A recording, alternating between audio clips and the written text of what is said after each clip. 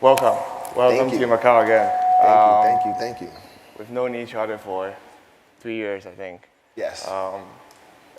It's always amazing to see how you have changed and transitioned from different positions. So I think the reason why I wanted to do this closing is to influence people. We wanted to let you tell your stories about yourself. So let's talk about your journey from playing at the NBA to CBA, from US to China. To be able to challenge yourself, to leave your comfort zone, leave to a place that you have no relationship with, whatsoever with. So how was that journey? Well, I left myself completely vulnerable to love when I first came to China. When I left the NBA, I made a decision to go play basketball abroad. That was a big decision in my life. But it was at a point in my life where I was ready for change, and I needed change. I was dealing with depression. The coach that taught me how to play passed away. My aunt passed away the next week, and then my dad passed away the following week. So it was kind of like a barrage of different things that had happened in my life, from a standpoint of how I felt as a human being. Forget about basketball. I was dealing with a lot, with the NBA when I was playing with the team that I was playing with playing with the New York Knicks. We were having a tough time, and basketball wasn't going really well. I was dealing with family issues. So when I had the opportunity to come to China, it was kind of like out of nowhere, because when I was asked to come to China, I was like, China?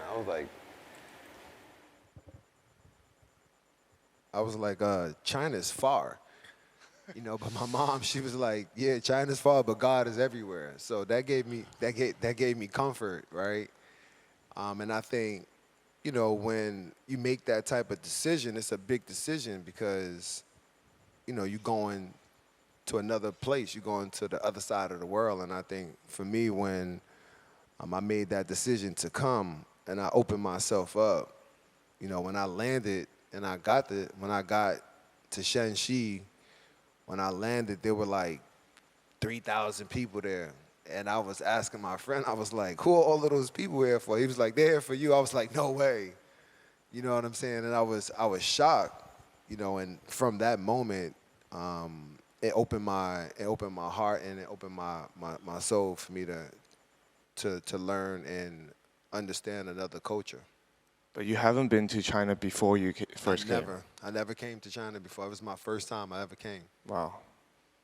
So not only going from west to east, you actually transitioned from a basketball player to a coach, now an influencer, and you are also an entrepreneur, an investor. Can you let us know how can you do all these transition and what lessons have you learned?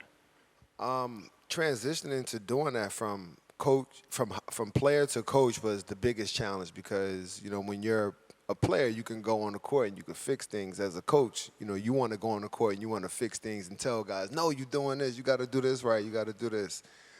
But you learn and you grow and you learn how to deal with personalities, because that's what you're really coaching. You're really not coaching players, because players, they evolve and they get to a space where they understand the game and they know how to play.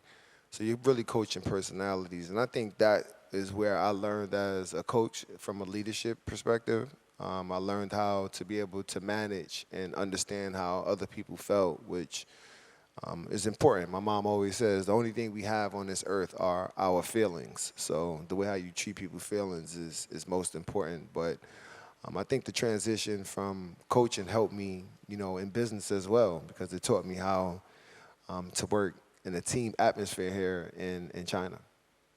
So I believe you picked up some Chinese as well. 一点点。一点点，还有不要犯规，没有犯规，没有犯规啦。你好，我是马布里。我爱中国。So I know that you started your own clothing brand as well. I think you invested in some restaurants as well. Like, what is that journey as well? I mean, it's a challenge. It's hard, especially in the economy now in China. But, like everyone else, you got to continue to try to figure it out. You got to try to figure out how you can continue to keep it moving. And it's been challenging, but at the same time, I have people here that have helped me tremendously. People like you, people like my friend Veronis, his wife Lorena, they're here. People from my MCN company. We have an MCN company that, we've been working hard with ByteDance. Our relationship with ByteDance has been really good, and building that up has been really fun because I believe that technology and e-commerce, it goes hand in hand. And for me to be able to have that opportunity here in China, I feel so blessed. So going back to basketball, like how do you see the future of the Chinese basketball? That's coming from a fan. I look at the next generation of kids that are playing. I think the upside is really big.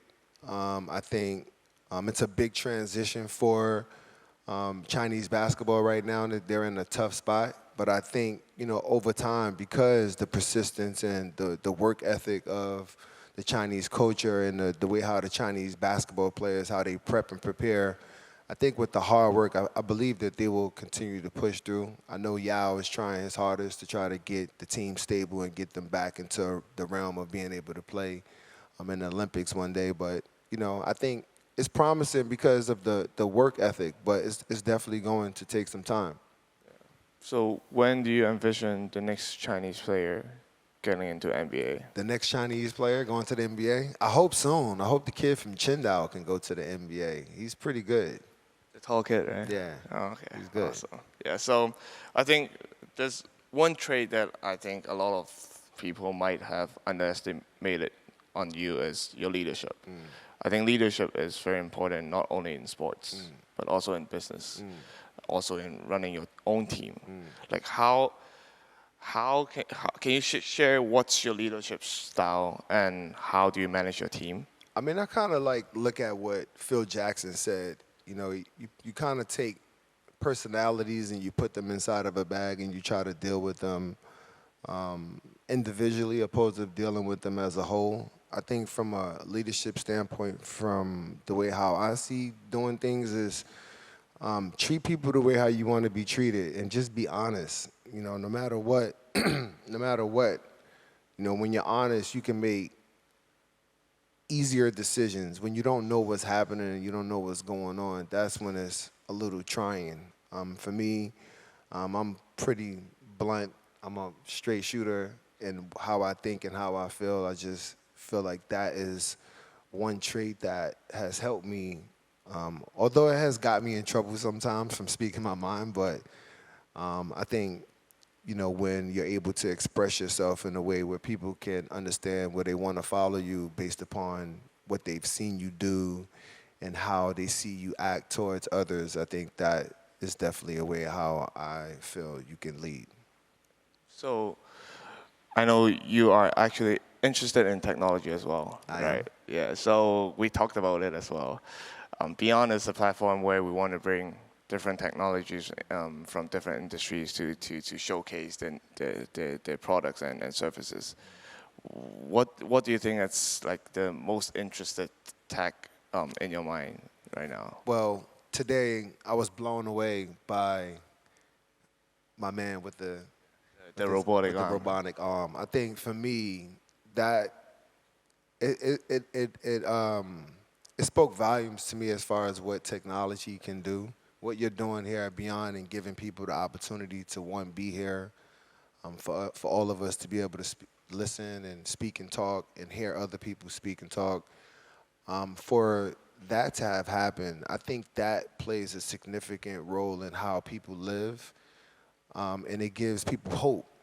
And people who weren't able to live their lives the way how they wanted to during a period of time in life, and now, with all of these different opportunities that science and technology can bring to the table for people to be able to utilize, I think that is such a blessing. And that today was something that that's what I want to do. I want to be able to help people be able to have the life that they want to live and lead. So how many years have you stayed in China right now? This is going to, I've been here since 2009. Wow. Yeah, I've been here that long. So which city do you like the most? What city? I love Hong Kong. I love Hong Kong. I love Shanghai, but Beijing is home for me. So no Macau? No, Macau. No, I'm not gonna say. I, I haven't.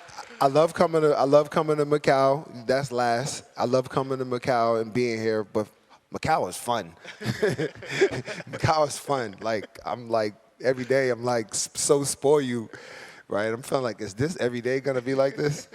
You know, but Beijing is life, and just being there. I have my statue there. I have a museum there. Like people in America is like, when you coming back home? I'm like, home. I'm like, I am home.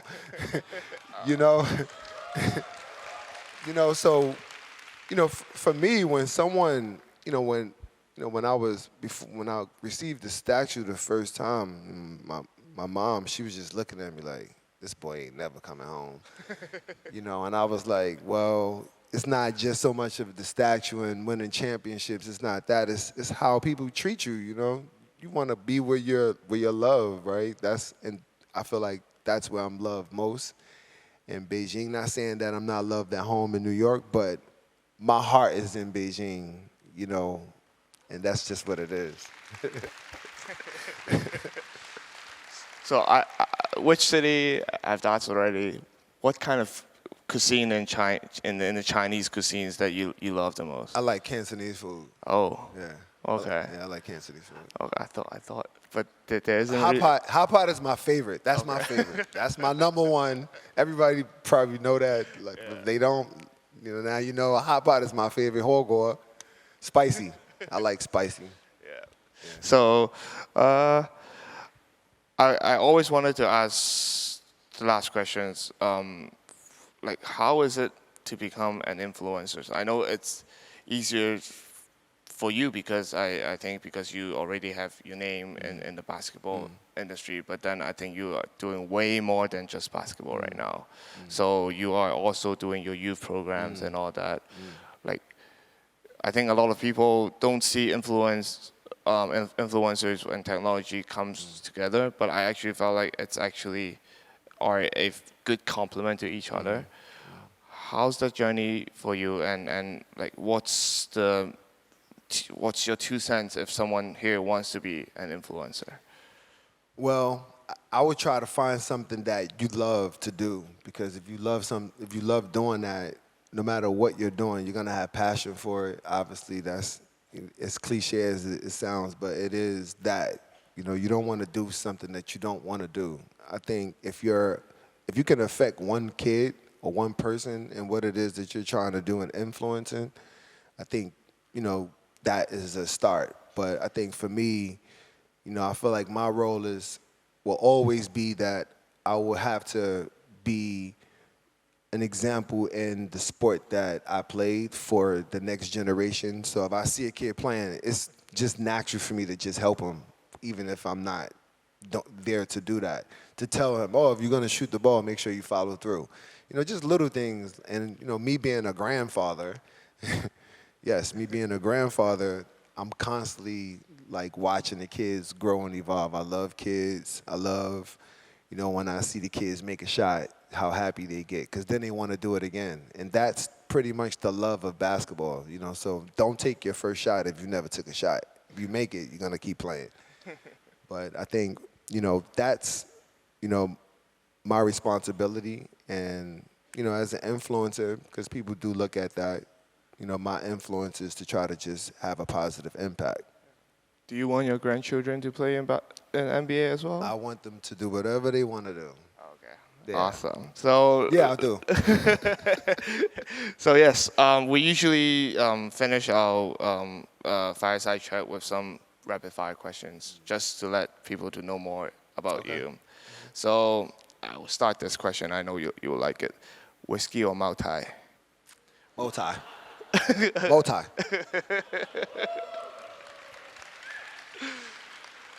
The next one will be a little bit tough for you maybe, but Beijing or New York? Why would you do that to me? I'm going to say Beijing. Oh, okay. So, what's your favorite motto? My favorite what? Quote or motto? My favorite quote. Treat people the way how you want to be treated. Golden Okay. rule. At what age you would like to retire? Quote unquote retire. I never want to retire. I want to work all the way until I rest. Awesome. So, last question. What motivates you the most? Winning. Awesome. Yeah. Thank you.